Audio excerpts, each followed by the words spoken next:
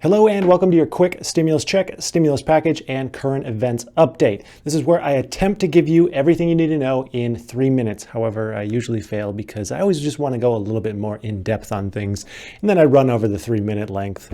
I'm just glad that you guys forgive me. Anyways, jumping right in, the CEO of Walmart, Doug McMillion, has some words to share on the status of the next stimulus bill.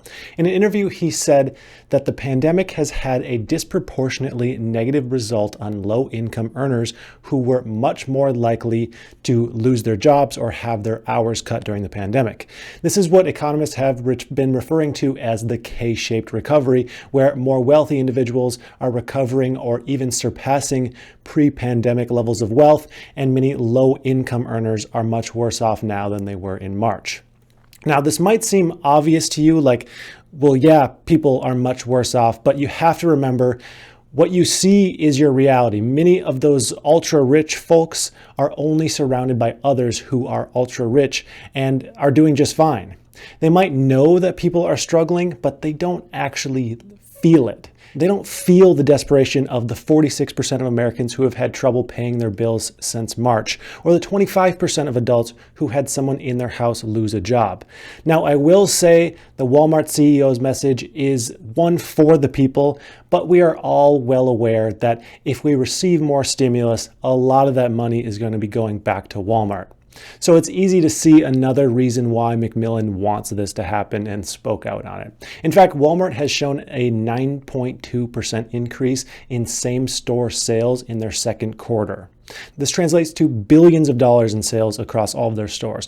This, of course, has since gone down now that most of the stimulus money has been spent or there's programs that have expired. Strangely enough, my business, my moving company, performed extremely poorly during the months where stimulus and unemployment payments were most abundant. However, we're doing much better now that all those things have expired. This, of course, has to do with many other factors, but it is kind of curious that when all that money was coming in, we were so extremely slow. Now we're doing much better. Also, I don't bring this up often, but if you happen to live in the Phoenix, Arizona area and need movers or know someone who needs movers, give us a call or send our information to someone who might need it. Skinny Whip Moving Company. Moving on. A new study has shown that 12 million people will lose their unemployment benefits just after Christmas. This is unless a new plan is put in place. December 26th will be the last day of benefits for 12 million people. That's only 36 days from today. As terrible as this news is, the only silver lining here is that there is a major deadline with scary numbers. What I've learned in my coverage of Congress in the last several months is they tend to be probably about 10 times more productive when there's these big, scary deadlines. So it could be a huge incentive to actually get something done with this looming 12 million people. Now, I do have another piece of news regarding the stimulus. It's small, but it's hopeful. There was some talk yesterday that some progress has been made both on the upcoming government spending bill as well as another COVID relief bill. Senator Schumer said, quote, "For the first time, we are having some productive conversations in a while because Leader McConnell has now said he will sit down and talk." Now, like I said, this is small, but it's a step in the right direction.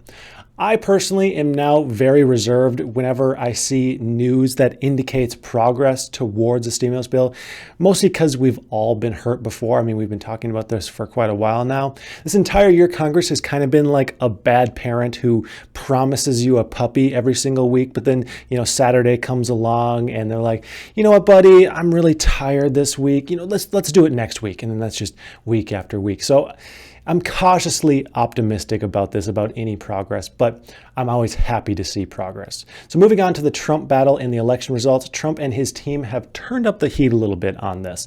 Trump's lawyer Giuliani has alleged that Trump was a victim of a coordinated voting scheme implemented by election officials from Detroit, Philadelphia, Pittsburgh, and other areas in which Biden took the lead.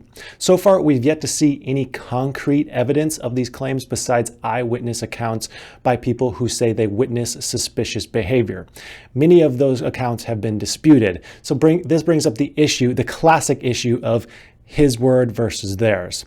So I'm going to try to keep up to date with this one, but it's such a hot topic and I get a bunch of hate every time I mention anything about it.